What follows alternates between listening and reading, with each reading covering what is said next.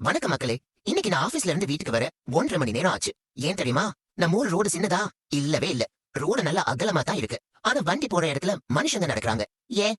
ஏன்னா நடக்க வேண்டிய நடைபாதையில ஃபுட்பாத்ல வியாபாரம் நடக்குது.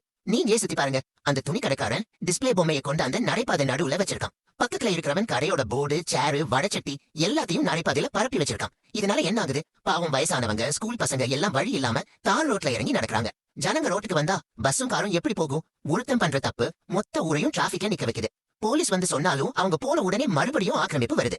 இதுக்கு என்கிட்ட ஒரு நிரந்தர தீர்வு இருக்கு. கொஞ்சம் அதிரடியா இருக்கும், ஆனா அதுதான் ஒரே வழி. அரசாங்கம் ஒரு புது சட்டம் கொண்டு வரணும். அதுக்கு பேரு பொது வழி மீட்பு சட்டம். சட்டம் ரொம்ப சிம்பிள். நடைபாதை என்பது மக்களுக்காக வழிப்பணத்தில் போடப்பட்டது.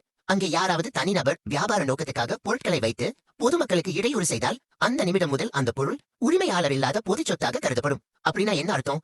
நடைபாதையை மறைச்சிருக்கிற அந்த பொருளை அவ்வழியே போற பொதுமக்கள் யார் வேணாலும் சட்டப்படி எடுத்துட்டு போகலாம். அது திருட்டாகாது. அதுக்கு பேரு சமூக சேவை. இதுக்கு சண்டை வராம இருக்க அரசாங்கம் ஒரு மொபைல் ஆப் வெளியிடணும். நீங்க நடந்து போறீங்க, வழியில ஒரு புது வாஷிங் மிஷின் நடைபாதையை நடிச்சு நிக்குது. உடனே அந்த ஆப் ஓபன் பண்ணி இடம் காந்தி ரோடு, இந்த பொருள் போக்குவரத்துக்கு இடையூறா இருக்கு அப்படின்னு ஒரு 10 செகண்ட் வீடியோ ஆதாரம் பதிவு பண்றீங்க. அப்லோட் பண்ணிட்டு அந்த வாஷிங் மிஷினை நீங்க வீட்டுக்கு தூக்கிட்டு போயிட்டே இருக்கலாம். யாரும் கேஸ் போட முடியாது. யோசிச்சு பாருங்க, நம்ம 50,000 ரூபாய் டிவியை வெளியே வச்சா எவனாவது வீடியோ எடுத்துட்டு ஃப்ரீயா தூக்கிட்டு போயிடுவான்னு பயம் வந்தாலே போதும். அடுத்த நிமிஷமே கடைக்காரங்க எல்லா பொருளையும் கடைக்கு உள்ள எடுத்து வச்சு வியாபாரம் பண்ணுவாங்க. அபராதம் விதிச்சா இவங்க திருந்த மாட்டாங்க. ஆனா பொருளாதாரம் அடி வாங்கும்னு தெரிஞ்சா தானா வழி பிறக்கும். இந்த சட்டம் மட்டும் வந்தா நம்ம ஊர் நடைபாதை எல்லாம் சும்மா பளிச்சுன்னு இருக்கும். வண்டி ஓட்டவும் இடம் இருக்கும், நடந்து போகவும் வழி இருக்கும். சிம்பிள் லாஜிக் தானே? ரோட வண்டிக்கு, நடைபாதை மக்களுக்கு. இந்த ஐடியா உங்களுக்கு சரின்னு பட்டுச்சுன்னா மறக்காம ஒரு லைக் போடுங்க. இந்த விஷயம் அரசாங்கத்தோட கவனத்துக்கு போற வரைக்கும் எல்லாருக்கும் ஷேர் பண்ணுங்க.